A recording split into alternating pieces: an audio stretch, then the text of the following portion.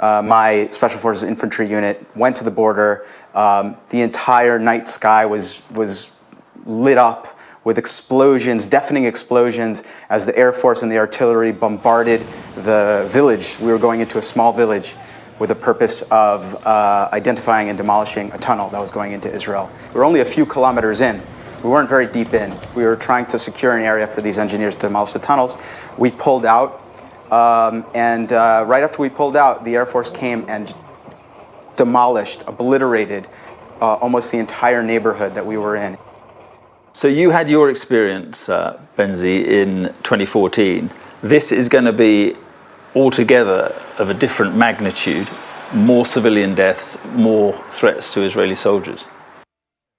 I mean, it's already multiple orders of magnitude worse. I mean, you know, something like 3 times as many Palestinians have already been killed through these bombing campaigns as there were killed in the entire 2014 war, and we haven't even began the ground invasion. Hamas is stronger. That's just a fact. Hamas is stronger, even though we fought them, and I believed during that fighting and with our sacrifice and all the destruction that we wrought in Gaza that we had dealt them a decisive blow. But that was just not true. Is it possible, do you think, to wipe out Hamas?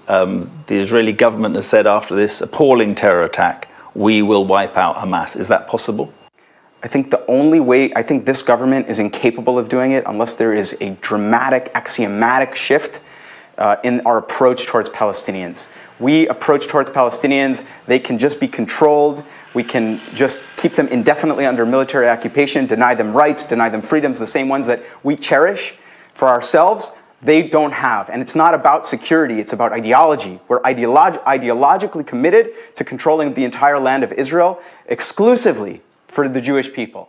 And but there will be many Israelis who simply want revenge on Hamas for this hideous attack. That will only strengthen them, even if we dismantle and are able to defeat the physical terrorist organization Hamas. We will be strengthening the idea of violent resistance, because the only way to defeat the idea of violent resistance is to create an alternative and to work towards an alternative, one that our government is fundamentally opposed to. So this government can't defeat Hamas. So you think it will, in effect, radicalize another generation of young Palestinians? Of course.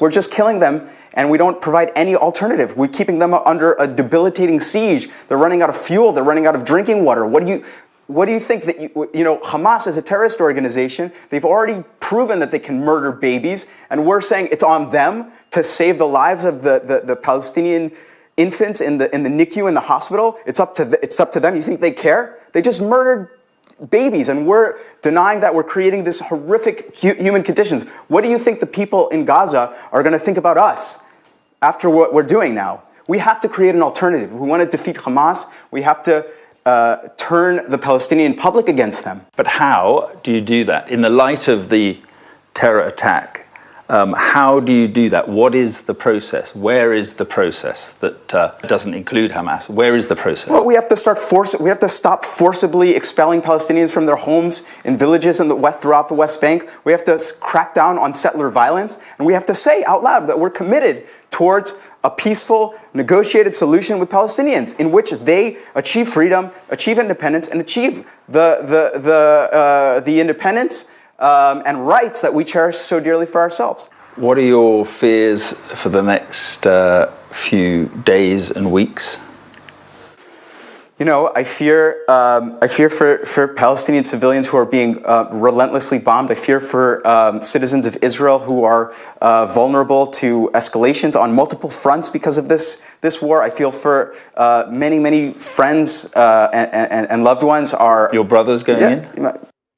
I hope not, but obviously, the tragedy is that no matter what we do, we won't be able to defeat the idea of that Hamas represents, the ideology that it represents of armed resistance, unless we try to create an alternative. And I really believe that this government is incapable of doing that. Benzi, thank you very much indeed. Sure thing.